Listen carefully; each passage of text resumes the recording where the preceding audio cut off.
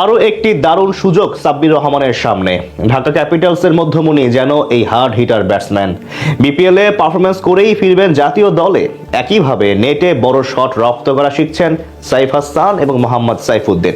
টুর্নামেন্টে তারাই হবেন ঢাকার মেইন ক্রিকেটার।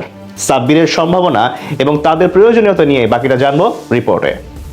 বিপিএল ইতিহাসের অন্যতম সফলতম অঞ্চলগুলোর মধ্যে ঢাকার নাম উপরের দিকেই থাকবে। ক্রিস গেইল, কুমার সাঙ্গাকারা থেকে মোহাম্মদ আশরাফুল, সাকিব আল হাসান, ক্রিকেটের অসংখ্য মহাতারকা গায়ে জড়িয়েছেন এই অঞ্চলের জার্সি। প্রথম দুই আসর সহ মোট 3 বার চ্যাম্পিয়ন হয় রাজধানীবাসীর ফ্র্যাঞ্চাইজিটি। তবে সময়ের আবর্তে ঢাকা অঞ্চলের দলটি যেন রং হারিয়ে অনেকটাই ফিকে হয়ে গেছে। তবে 2025 মৌসুমে ঢাকা ক্যাপিটালস নামে ফ্র্যাঞ্চাইজিটির দায়িত্ব নিতে দেখা যায় ঢাকাই চলচ্চিত্রের মহাতারকা শাকিব খানের রিমার্ক হারল্যান্ড কোম্পানির। প্রথম আসরে তুলনামূলক কম আলো ছড়ালেও এই আসরে টুর্নামেন্টে শিরোপার অন্যতম দাবিদার ঢাকা ক্যাপিটালস। দেশি বিদেশি খেলোয়াড়দের সমন্বয়ে গড়া এই দলটি যেন যে কোনো অবস্থাতে ম্যাচের ফল নিজেদের করে নিতে পারে।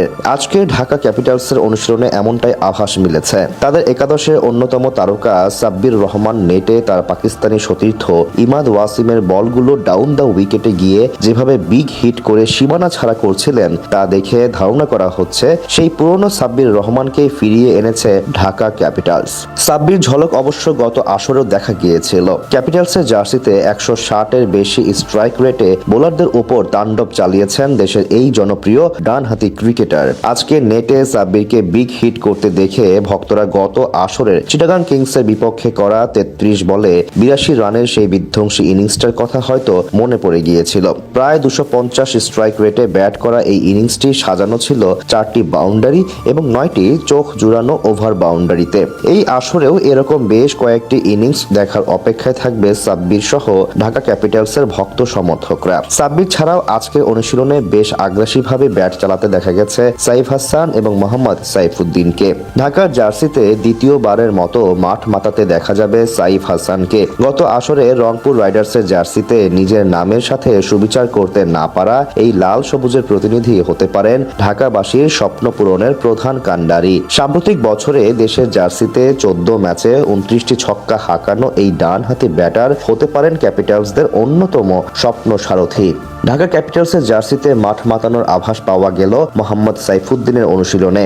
জাতীয় দলের জার্সিতে অনিয়মিত হলেও বিপিএল এর বেশ পরিচিত মুখ মোহাম্মদ সাইফুদ্দিন। 4টি আলাদা আলাদা ফ্র্যাঞ্চাইজির জার্সিতে মোট 66টি ম্যাচে হাত ঘুরিয়ে শিকার করেছেন 84টি উইকেট।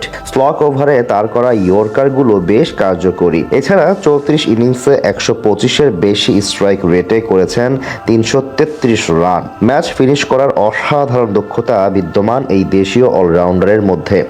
সাইফুদ্দিন অথবা সাব্বির এই 3 দেশীয় ক্রিকেটারকে একসাথে একাদশে দেখতে চাইবে ঢাকা ক্যাপিটালসের সমর্থকরা।